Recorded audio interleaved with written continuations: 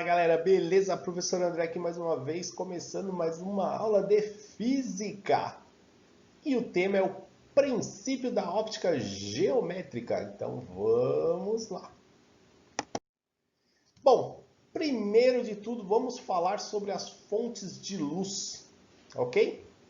Então existem dois tipos de fonte de luz, a fonte de luz primária e a fonte de luz secundária. Então a fonte de luz primária são corpos luminosos, como por exemplo aí eu tenho as incandescentes e as luminescentes, ok?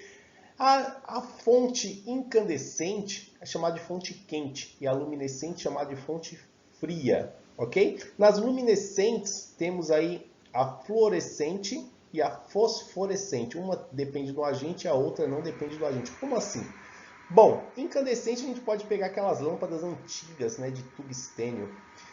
Fluorescente, por exemplo, a lâmpada fluorescente, ela depende de um reator para ela conseguir acender, certo? Por isso que eu coloquei aqui com a agente. A fosforescente não. Já viram aquelas estrelinhas que colam no quarto de vocês quando apaga a luz e ela fica brilhando? Ou aquele interruptor antigo também, que você frisa o olho, parece que tem uma luzinha lá. Certo, galera? Então, essa é a diferença. Já a fonte de luz secundária são corpo iluminado. Por exemplo, a Lua. A Lua é um corpo iluminado. Vale destacar aqui também, né, a lâmpada apagada. A lâmpada apagada é um corpo iluminado, é uma fonte secundária. Já a lâmpada acesa, aí ela é primária, né, porque ela emite luz. Ok? Beleza? Lembrando aí, observação, a maioria das fontes são secundárias. Beleza, galera? Então vamos lá. Bom, composição da luz branca. Então a luz branca, ou também chamada de policromática, é composta pelas cores vermelho, laranja, amarelo, verde, azul, anil e violeta. Essa aqui é a composição da luz branca, ok? Então a luz branca é composta por essas cores aqui. Beleza, galera? Bom, meios de propagação da luz. Então os meios podem ser transparente, translúcido ou opaco. Bom, meio transparente, ele permite a propagação da luz sem distorcer a imagem, como por exemplo aí o vidro, ok? Então você consegue ver aí nitidamente a luz atravessando ele. Translúcido permite a propagação da luz, mas distorcendo a imagem do objeto, como mostra a figura a seguir. Como por exemplo aí um vidro fosco, ok? Então a gente tem aí a imagem translúcida. E eu tenho também o opaco, quando não permite a propagação da luz através dele, ok? Como por exemplo aí a madeira. A madeira não permite que a luz o atravesse. Só alguns exemplos aí para vocês entenderem. Bom, e a gente entra no princípio da óptica geométrica, ok?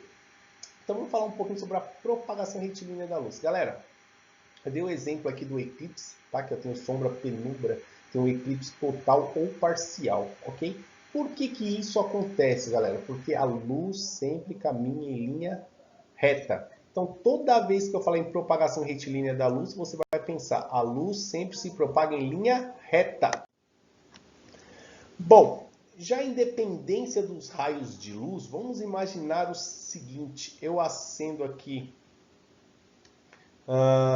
uma lanterna aqui apontado para lá, e acendo uma lanterna aqui apontado para lá. E eu faço os raios de luz se cruzarem.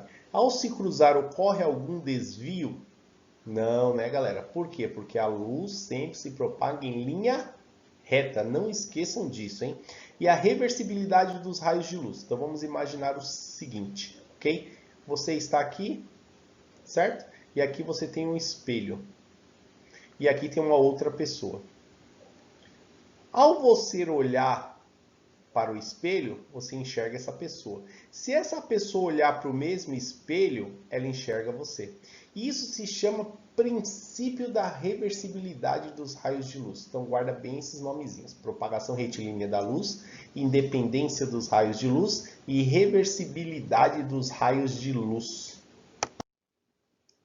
E aí a gente chega na câmara escura de orifício, ok? Então se baseia-se no princípio da propagação retilínea da luz. A luz sempre caminha em linha reta. Então isso aqui é um experimento bem bacana de se fazer, né? Onde você pega uma caixa de sapato, né? Pinta ela por dentro de preto, Aqui você pode colocar uma lente e aqui um papel vegetal.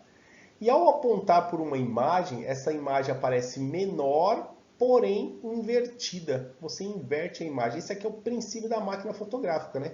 Só que a máquina fotográfica tem vários recursos para jogar cores, para inverter a imagem, ok? Mas o princípio de tudo é essa câmera aqui, ó, ok? Bom, você tem a altura maior, que é a altura do objeto, a altura menor, que é a altura formada, a distância maior, que é a distância do objeto até a minha câmera escura, e a distância menor, que é a distância da câmera escura. Com isso, a gente chega na nossa primeira fórmula aqui por semelhança de triângulos, né? Hzão sobre Hzinho igual a Dzão sobre Dzinho. Nota que vão formar dois triângulos aqui, então guarda aí que a gente vai usar bastante essa fórmula aí. Certo, galera? Então vamos lá. Bom, falar um pouquinho sobre a sombra, tá? Antes da gente colocar Hzão, Hzinho, Dzão, Dzinho, dá uma olhada. A gente depende aqui, ó, dos raios solares aqui, ó, certo? Vai formar uma sombra. Então você tem a altura, você tem a distância, ok? A distância maior, a distância menor, a altura maior e a altura menor. Bom, vou dar um exemplo aí da sombra aí, aplicando o princípio aí da câmara escura. Então aqui fala o seguinte, ó. Qual a altura do prédio que projeta uma sombra de 30 metros? Então aqui a sombra aqui, ó, é 30 metros aqui, ó, 30 metros. Ok? No final da sombra é colocado uma haste de 1,5 metros. 1,5 metros de altura. Beleza.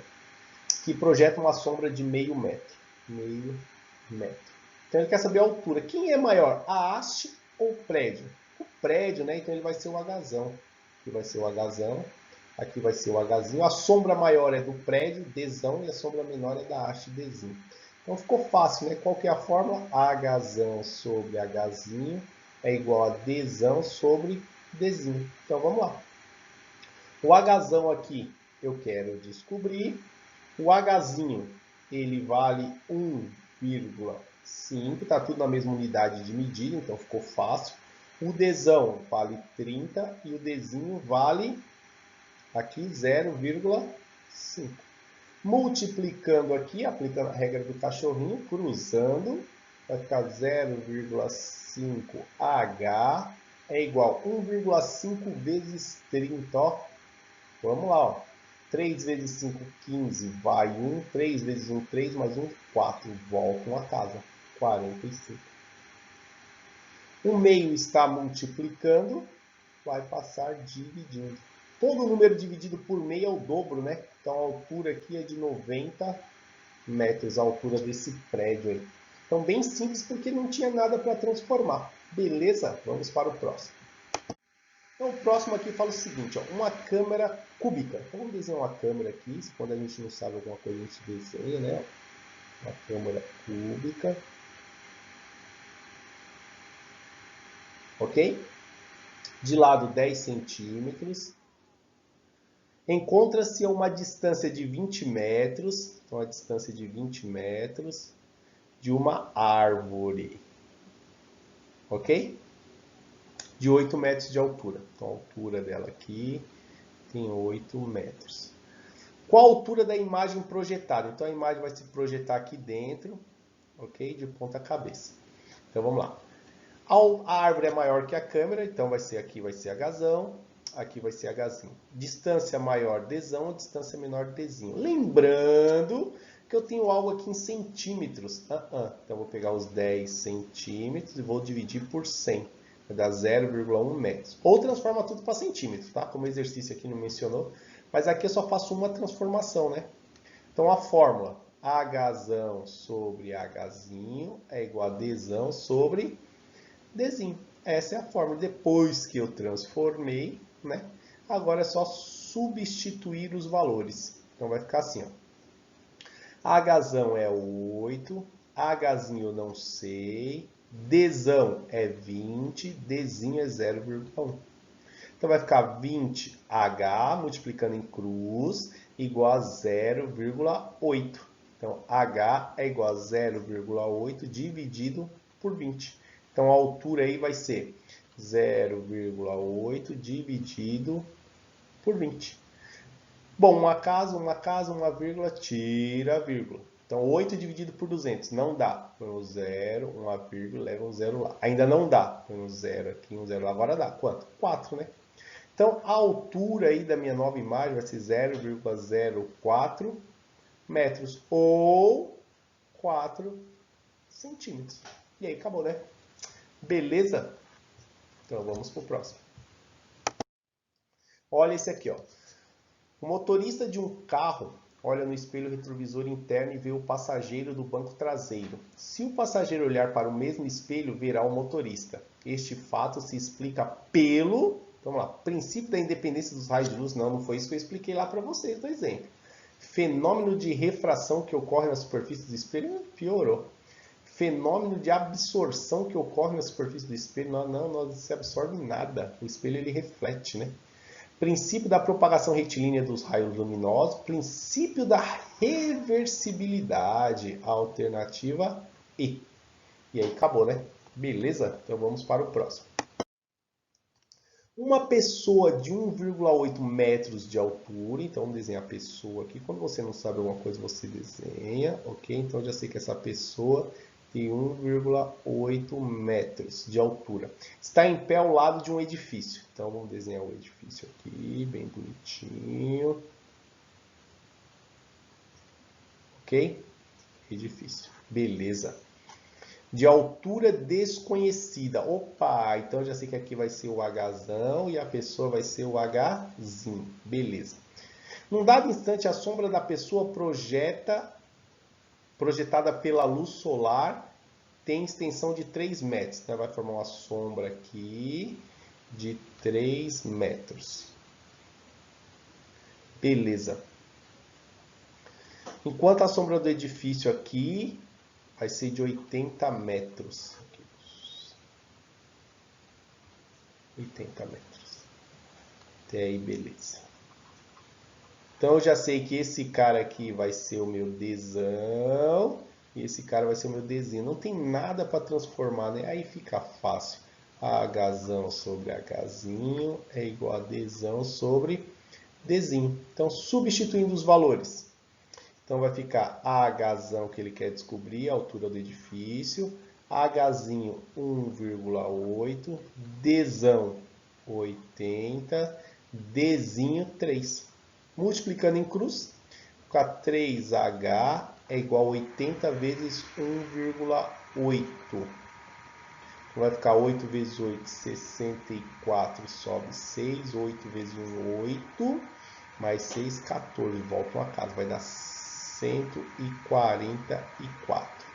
O 3 está multiplicando, passa dividindo. Então vai ficar 144 dividido por 3. Vou pegar o 14, né? Isso, 4 vezes 3, 12, sobra 2, baixo 4, 3 vezes 8, 24. Então a altura do edifício é de 48 metros. Beleza, galera?